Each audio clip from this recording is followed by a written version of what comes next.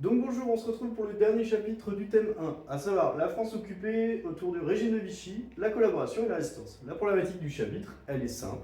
Quelles sont les conséquences de la défaite de 1940 pour la France?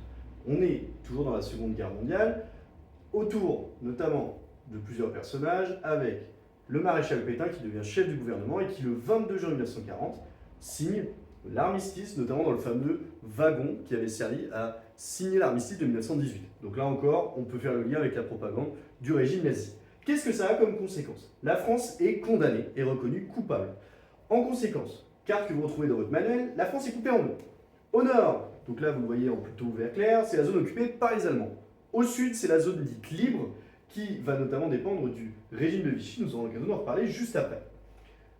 Cette nouvelle capitale, Vichy, est fait un petit peu, c'est rapide, c'est un choix, donc ça va porter son nom pendant 4 ans, avec le régime de Vichy et un chef, le maréchal Pétain. Ce maréchal Pétain vient obtenir les pleins pouvoirs, ce qui oppose tout de suite avec les principes de démocratie. Il concentre tous les pouvoirs. On peut notamment avoir plusieurs conséquences, notamment, on avait étudié cette image que je tire de l'histoire par l'image, la Révolution nationale. C'est-à-dire que on a une rupture entre la République et ses principes notamment de liberté, égalité, fraternité, au profit de travail, famille, patrie.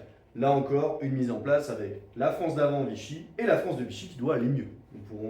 Nous aurons l'occasion de reparler en classe de cette comparaison entre les deux maisons. La maison effondrée, la République, la maison ordonnée, belle, le régime de Vichy. Nouvelle devise, je le redis, travail, famille, patrie. Ne confondez pas avec liberté, égalité, fraternité qui est aboli pendant Vichy, c'est travail, famille et patrie. Il y aura notamment cette mise en place avec un nouveau régime et surtout des libertés qui sont supprimées. On ne peut plus faire véritablement ce qu'on veut. Un exemple, on ne peut pas écouter la radio Londres sous peine de sanctions. On a les syndicats qui sont abolis. Le droit de grève, pareil. Un des droits obtenus notamment au siècle d'avant et que vous pourrez retrouver dans votre chapitre de 4e. La radio. On va écouter notamment le maréchal Pétain. Là, c'est une mise en scène, toute la famille qui écoute la radio avec le portrait du maréchal Pétain. Les opposants sont traqués et on ne peut pas contester le régime de Vichy. On va, autour de cette notion du régime de Vichy, avoir un culte de la personnalité, envers notamment le maréchal Pétain. Là, ici, on voit tout simplement des portraits qui sont proposés à la vente et qu'on doit mettre, je cite, « Vous lui devez une place d'honneur dans votre foyer. Achetez les portraits officiels du maréchal Pétain. » On a tout un culte de la personnalité. Je le rappelle, on l'a déjà vu, ensemble de pratiques. Donc là, des affiches, mais la presse aussi. Là, en l'occurrence, des portraits qui visent à encadrer une société. La société française et la population pour la convaincre d'une idéologie. Là, en l'occurrence, que le régime de Vichy a fait le bon choix de collaborer et de demander l'armistice. Pour cette partie collaboration, on retrouve là encore la propagande. On est là au Parc des Princes, je le redis, Parc des Princes, stade de foot, où on voit le salut que vous identifierez, avec notamment un grand portrait du maréchal Pétain. On retrouve cette logique également de collaboration autour de l'antisémitisme.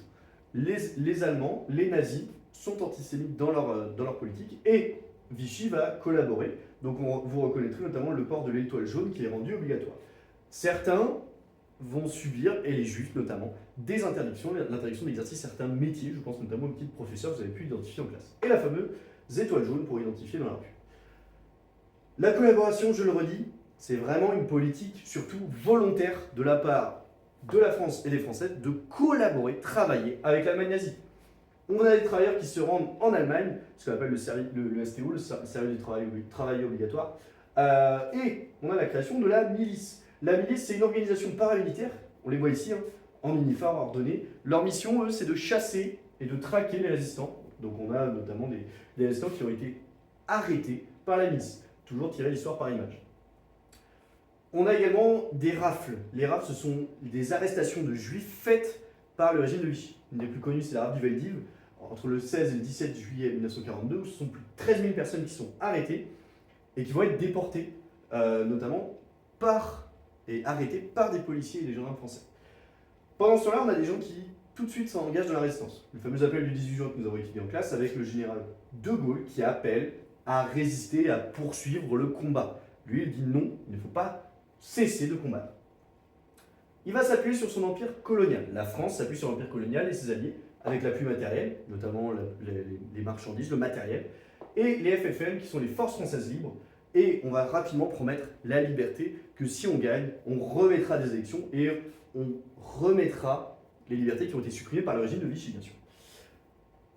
Les Français, quand ils sont occupés, qu'est-ce qu'ils font? Donc ceux qu'on appelle les résistants, ceux qui luttent contre l'occupant nazi, eh bien ils vont faire des actions discrètes. Alors là, c'est le musée national de la résistance à Champigny-sur-Marne qui avait publié cette photographie, où en fait c'est un train qui a été déraillé. Ils ont saboté les voies pour que le train se couche et ne puisse pas ravitailler les militaires nazis.